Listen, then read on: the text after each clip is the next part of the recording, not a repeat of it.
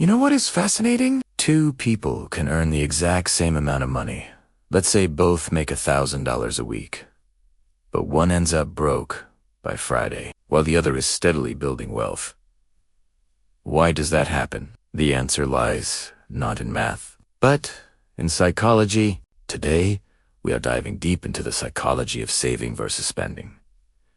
Why our brains make certain money choices, and how understanding this can completely transform your financial future. Welcome back to Rich Map, the channel where we decode wealth, mindset, and money habits that actually work. Let's start with something honest. Saving money feels good in the long run, but spending money feels good right now. And that's exactly where our brains get tricked. Humans are wired to seek instant gratification. When you buy that new phone, go out for dinner, or click add to cart, your brain releases dopamine, the same chemical that makes you feel pleasure. It's the same reason social media notifications or winning a small bet feel exciting. But here is the catch: that dopamine hit fades fast. On the other hand, saving does not release dopamine immediately. In fact, it often feels boring. You transfer money into your savings account, and nothing exciting happens. No flashy reward, no rush of emotion.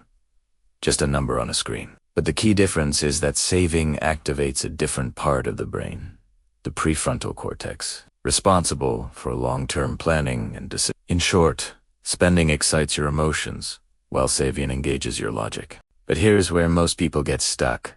Emotions almost always win over logic. That's why even smart people sometimes make poor financial decisions. They know what they should do, but when the opportunity to feel good right now appears, logic takes a backseat. The good news? You can actually reprogram your brain to enjoy saving just as much as spending, and that's where financial psychology comes in. Let's talk about something called mental accounting. It's a psychological concept introduced by economist Richard Thaler, who won a Nobel Prize for his work. Mental accounting means we treat money differently depending on where it comes from or what we plan to do with it. For example, someone might blow their tax refund on shopping, even though they would never spend their regular salary that way. Why? Because in their mind, that refund feels like extra money, not real income. The same logic applies to small daily purchases. Spending $5 on coffee might not feel like spending, but over a month, that's over $100, enough to invest or save. Understanding this concept helps you become aware of your spending patterns and how emotions distort your perception of money. Now let's dig deeper. Saving and spending are also shaped by our upbringing and environment. If you grew up in a home where money was scarce, you might subconsciously believe you will never have enough, which can make you anxious about saving or cause you to overspend the moment you get money. On the other hand, if your parents constantly saved and avoided spending, you might associate spending with guilt, even when it's necessary. Money beliefs are often emotional, not rational. Some people save excessively out of fear, while others spend impulsively to feel control or happiness. Both extremes are unhealthy. The real goal is balance.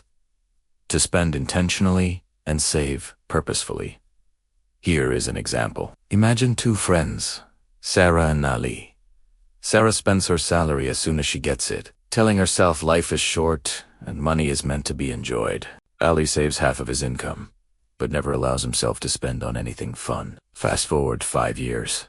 Sarah has memories but no money, while Ali has money but feels like he has missed out on life. The smart approach is somewhere in the middle, understanding that money is both a tool for security and a resource for experiences. So how can you train your brain to make better financial choices? Step 1. Create visual rewards for saving. When you see your emergency fund grow, track it visually on a chart or app. That visual progress triggers motivation. You are turning saving into a game your brain wants to win. Step 2.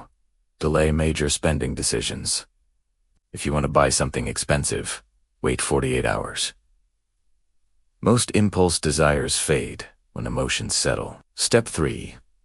Automate your savings. When money automatically moves to your savings account before you can spend it, you eliminate emotional decision-making altogether. Another powerful trick is value-based spending.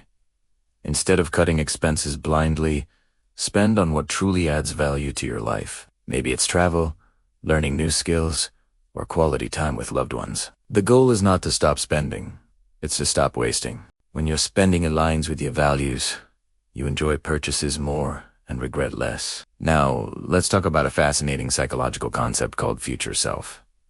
Studies show that people who visualize their future selves, who actually imagine being older, wealthier, and more secure, are more likely to save money. Why?